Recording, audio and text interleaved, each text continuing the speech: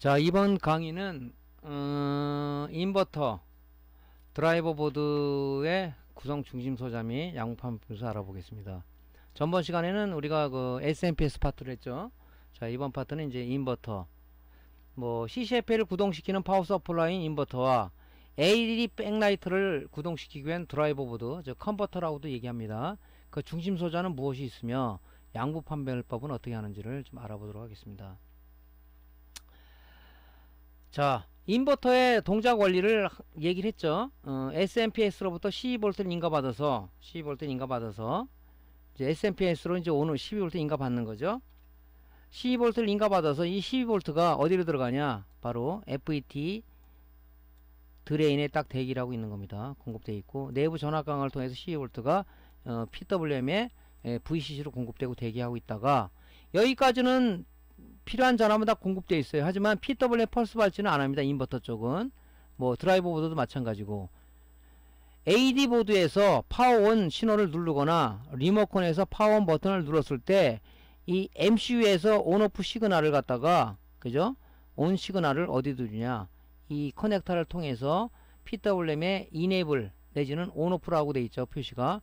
거기에 줬을 때 비로소 이 PWM이 펄스 발진을 해서 FET 드레인에 걸리는 12V를 온오프 스위칭을 해서, 그죠? DC를 AC화 해가지고 어디를 주느냐? 트랜스 1차단에 주는 거예요.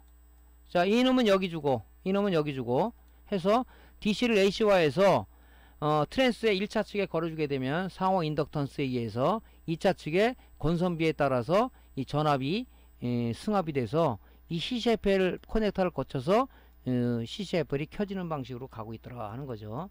이게 지금 뭐냐면 인버터의 구조예요. 컨버터 ADD 쓰는 거 얘가 없죠. 얘가 없습니다. 구조는 똑같아. 이렇게 해서 들어간다고요. 자, 인버터라는 것은 뭐냐면, 그죠?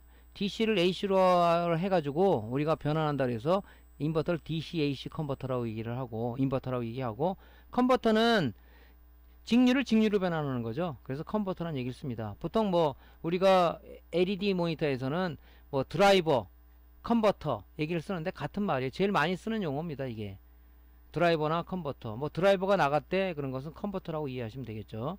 예.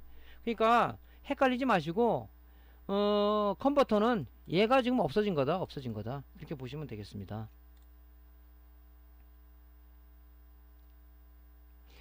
자, 우리 지금 인버터나 드라이버 보드의 그 중심 소자는 이 PWM이라는 게 있죠. PWM 뭐냐면 뭐 지금 SMPS도 마찬가지죠. 그죠? VC 전압을 공급받고, 그 다음에 AD 보드로부터 온오프 신호를 받아서 얘가 펄스 발전하게 되면 이 스위칭 신호, 온오프 신호를 누구한테 주냐? FET에, 그죠? FET에 게이트에 스위칭 신호를 걸어서 그 스위칭을 하게 하는 하나의 발진 소자다 보시면 되겠죠.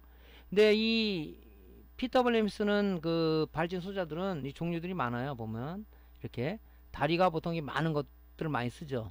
왜 그러냐면, 왜 다리가 이렇게 SMPS 맞냐 그러면은, 자, 앞전에서 보여드렸죠. 이 CCFL이 상해, 우리 지금 모니터를 이렇게 보면 상해 2개, 하해 2개 있잖아요. 얘는 이걸 담당하는 거고 얘는 이걸 담당하는 거예요.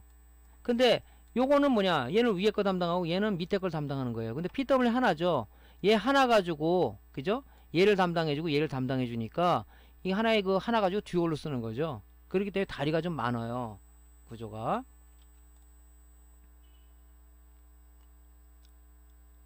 다리 역할들은 이제 핀맵을 보면 이제 보통 이렇게 돼 있어. 뭐 틀리죠 이게. 요 VDD라는 점, 보통 우리가 그 PWM 동작 전압, VC 전압 들어가는 걸 보면 VCC라 얘기하지만은 VDD라고 얘기해야 돼요. 이 드레인 전압이라고.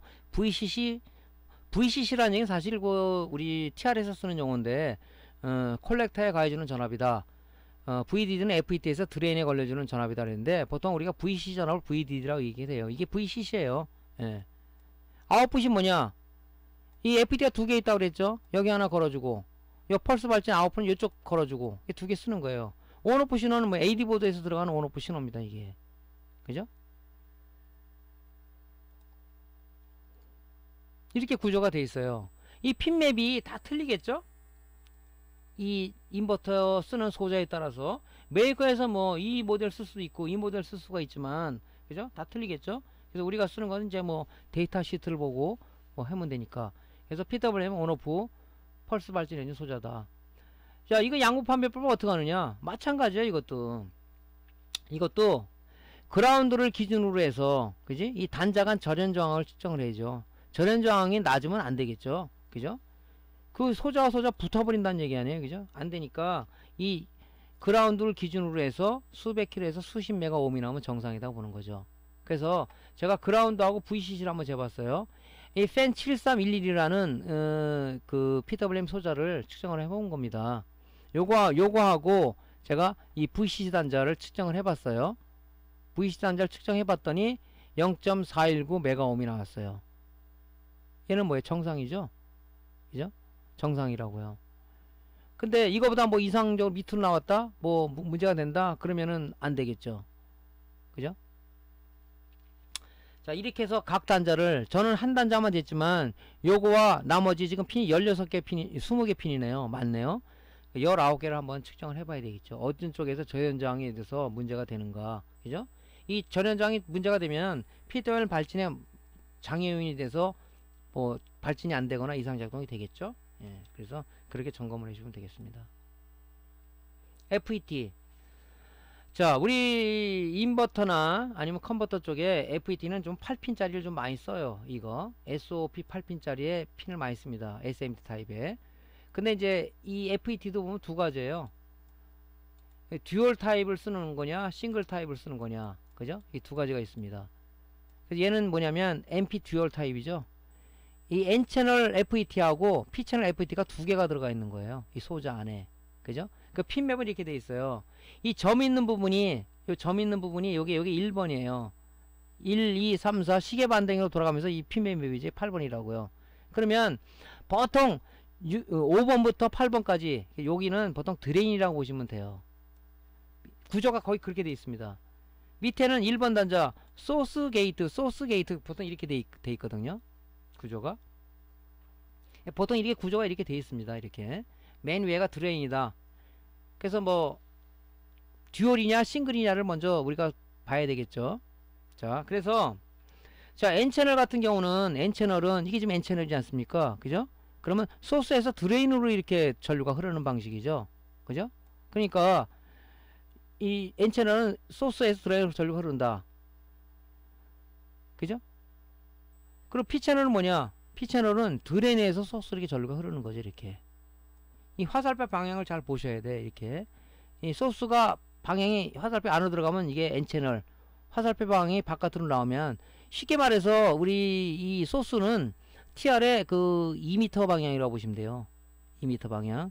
근데 방향이 반대죠. 그죠?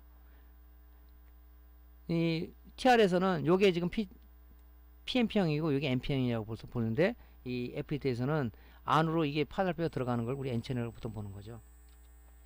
자, 이렇게 구조가 되어 있습니다. FET는 이게 이제 데이터 시트를 찾아볼 때 모양이 똑같아 가지고 그냥 아무나 쓰는 거예요. 그러면 그 듀얼 타입인데 싱글 타입 주면 안 되겠죠. 내가 쓰는 지금 교체하고자 하는 그 8핀 FET가 듀얼 FET인지 싱글 FET인지를 확실하고, 제일 중요한 거는 VDS, ID 이 값을 항상 중요시 여겨야 됩니다. 그래서 대체품을 써야 되는 거예요. VDS 드레인과 소스 간의 전압, 그죠? 드레인 전류. 이게 뭐 80V 뭐 50A 짜리인데, 예를 들어서 55A 짜리인데 이거를 터무니없이 낮은 걸 쓰거나 높은 걸 쓰면 안 되겠죠. 대체품 쓸 때는 반드시 데이터 시트를 찾아봐서 VDS 값하고, 그죠? ID 값을 반드시 살펴본 다음에 써야 된다. 뭐 RDS는 크게 안 따져도 될 것 같아요. 드레인 소스 간 저항인데, 물론 뭐 요즘 나오는 이제 그 로우 RDS FET 같은 경우는, 그죠? 로우 RDS FET 같은 경우는 내부 저항이 상당히 적어요. 고가형에 많이 쓰는데 보통 D팩이나 이 8핀 FET는 좀 내부 저항이 있습니다. 근데 뭐 굳이 이런 걸 안 따셔도 되고 VDS ID 값만 맞춰서 대체품을 쓰시면 될 것 같습니다. 자, FET 양부 판별법. 우리가 세 발짜리랑 똑같잖아요. 구조는 뭐 이렇게 지금 뭐 돼 있지만 8발이지만 똑같잖아요. 그죠? 자, N채널이다. 소스에서 이게 드레인으로 이렇게 흐르지 않습니까? 그죠? 그러면 P채널은 드레인에서 소스를 흐르고 P채널은 소스에 드레인을 흐르잖아요. 그러면 결론적으로 말해서 얘는 소스에서 P채널은 드레인을 흐르는 것만 통하면 되는 거, 나머지 통하면 안 되겠죠. P채널은 드레인 소스 방향으로만 전류만 흐르면 되는 거예요. 나머지 통하면 안 되겠잖아요. 남은 절연이잖아요. 통하면 안 되잖아요. 그래, 그렇게 측정하면 똑같아. 아까 SMPS에서 FET 측정할 때 그랑 똑같은 거예요. 자, 똑같이 뭐 방향이 똑같아요. 자, 여기가 지금 소스가 플러스잖아요. P차례에다 플러스에다 S소스에다 플러스 봉을 대고 드레인에다 마이너스 봉을 댔을 때 0.5가 나오면 정상이다. 그죠? 그 다음에 드레인에다가 마이너스 봉을 대고 게이트에다 플러스 됐더니 전기가 나오더라. 이건 쇼트잖아요. 나오지 말아야 되죠. 자, 이렇게 재고 항상 뭐라 그랬죠? 소스하고 게이트를 이 우리 핀셋으로 쇼트를 한번 시키라 했죠. 그죠? 소스 게이트를 이렇게 핀셋으로 쇼트. 왜 잔류가 남아있으면은 역방향으로 되면 나온다고요, 이게. 그래서 항상 조심할 건 뭐냐면은 요 소스하고 드레인 재고 드레인과 게이트를 쟀을 때 역방향으로 재기 위해서 또 이 테스트 한번 바꾸지 않습니까? 쇼트로 나온다고요. 그러니까 요거 재기 전에 소스하고 게이트 두 개를 핀셋으로 쇼트 시키면 이 전류가 남아 있은 인분이 방전이 된다 이 얘기죠. 그렇게 해서 재면 됩니다. 이것도 마찬가지죠. 이제 여기가 이제 방향이 이렇게 됐으니까 여기가 플러스 봉을 대고 여기다 마이너스 봉을 대야 되겠죠. 얘는 여기가 플러스고 여기가 마이너스 봉을 댔었죠. 전류가 이렇게 흐르니까 얘는 여기서 이렇게 흐르니까 플러스에서 마이너스 흐르니까 여기다 플러스 봉을 대고 여기다 마이너스 봉을 대야 된다는 얘기죠. 그죠? N채널과 P채널 차이는 그거예요. 그래서 측정하면 되는 거죠. 그래서 0.5 이상이 나와야 되는데 뭐 0.3이 나온다? 진행성 불량. 0.00 나온다? 쇼트. 이것도 귀찮다. GG신공 있죠? GG신공. 자, 이렇게 재는 겁니다. 그냥 뛰지 말고 뛰면은 아마 초보자들은 이 패턴이 일어나는 경우가 굉장히 많거든요. 이게 많아요 이게. 그러니까 자, 마이너스는 어디 콘덴서가 마이너스죠. 자, 테스트하기 다이오드 모드로 설정을 하시고요. 콘덴서 마이너스에 마이너스 리봉을 대고, 자, 소스 게이트니까 이게 듀얼이다 그러면 여기 한번 재고 여기 한번 재야 되겠죠. 자, 게이트에 됐어요. 이 전압이 나오면 안 되겠죠. 0.00 나오면 쇼트잖아요. 얘는 정상이죠.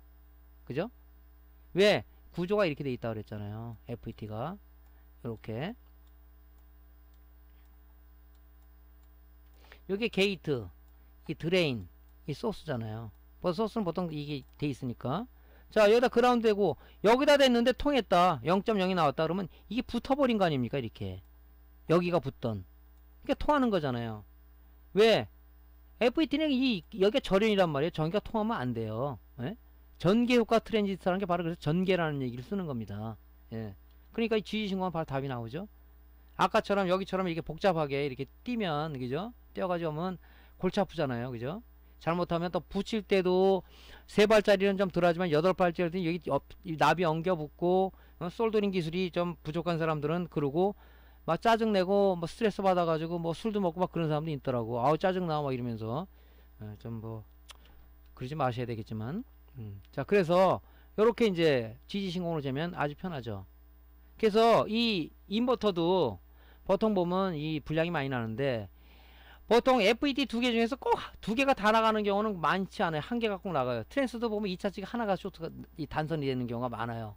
이렇게 되면 바로 답이 나오죠. 그럼 뭐 이 없다 그러면 대체품 VDS ID 값을 우리가 데이터에 찾아가지고 그게 없다 그러면 뭐 4800이 없다 4600 쓰면 되잖아. 그럼 뭐 하면 되잖아요. 그런 식으로 하면 되죠. 할 때 반드시 이제 그 듀얼 타입이냐 싱글 타입이냐 MP 듀얼 타입이냐 뭐 P 채널이냐 N 채널이냐 그걸 정확히 보고 갈면 되겠죠.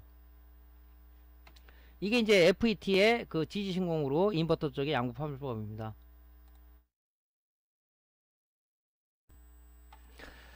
자, 어려운 거 없죠? 예, 쉽죠? 저는 초년 시절에 이걸 몰라가지고 고생을 많이 했어요. 근데 이 강의를 들으시는 분은 아마 수월할 겁니다. 일종의 이것도 노하우라고 하면 노하우인데, 뭐 어떤 분 그러더라고요, 저한테. 사장님, 노하우를 다 이렇게 무료로 이렇게 다 공개하셔도 되겠습니까? 좀 죄송합니다 하는 사람이 있는데, 그런 말 해주면 고맙죠. 사실은 이제 여러분들한테 이렇게 강의를 하는 이유는 이제 그거예요. 저도 고생을 했고, 또 시중에 나와 있는 책들이나 또 구글링 해드려도 여러분들이 시원하게 얻으신 답이 없을 겁니다. 그래서 이런 걸 해주면은 기본 베이스를 만들어주면 나중에 이런 수리하는 것은 여러분들의 몫이기 때문에 이 정도만 해줘도 여러분들이 능력이 배가가 될 것 같다. 그래서 강의를 하는 거지. 저도 지금 일하면서 하다 보니까 사람 오면은 또 잡음 들어갈까봐 마이크 끄고 이런 작업들이 쉽지는 않아요. 어떤 때는 좀 포기하고 싶다는 생각도 들 수도 있습니다. 근데 사람이 한번 시작했으면 끝을 봐야 되겠죠. 예, 그래서 이제 좀 보람을 가지고 좀 하고 있습니다. 여러분들도 이 강의가 진짜 조금이나 도움이 된다면 뭐 강의하는 사람은 뭐 말할 나위 없이 좋겠죠. 예, 그래서 강의를 하는 겁니다. 자, 지지신공 아주 좋은 그 신공 중에 하나죠. 예. 뭐 나중에 이제 모니터 때 봉지신공이라는 게 있는데 봉지신공도 한번 제가 나중에 말씀드릴게요. 자, 조금 전에 얘기했죠. 인버터 쪽의 분량은 FET가 쇼트 나는 경우하고 트랜스가 보면 보통 2차 측 단선이 많아요. 그래서 깜빡하고 뭐 하는 건 다 이 트랜스 쪽 분량이 많거든요. 트랜스가 이게 분량이 많아요. 요즘 이제 LED 모니터 같은 경우는 아까 좀 강의 때 뭐라 이게 없다 그랬죠. 왜? 얘는 AC를 만들어서 승합 2차 측에 건선배도 승합해서 이 CCFL에다 공급해주는 방식이기 때문에 그죠? 2차 측의 건선이 이게 요게 1차 측이에요. 요게 1차 측 조금 관계됐죠. 여기는 무지하게 많이 관계해졌습니다. 그래서 이 트랜스라는 것은 변화하는 전류를 즉 교류를 걸어줬을 때 변하는 교류를 걸어줬을 때 상호 인덕턴스에 의해서 2차 측의 유도기 전력을 발생한다. 이 건선비가 많으면 높아서 승합이 되는 거고 건선비가 낮으면 1차 쪽 낮으면은 이 강압을 하는 개념이고 많이 가면 승합을 하는 개념이죠. 근데 우리 LCD 모니터 립스보드에서 인버터 부분에 이 트랜스는 보통 승합을 하는 거죠. 12V를 우리가 스위칭을 해서 AC로 만들어줘서 우리가 15,000V 내지는 500V를 유지하게끔 그런 승합을 해주는 개념이기 때문에 이런 트랜스를 쓰는 거죠.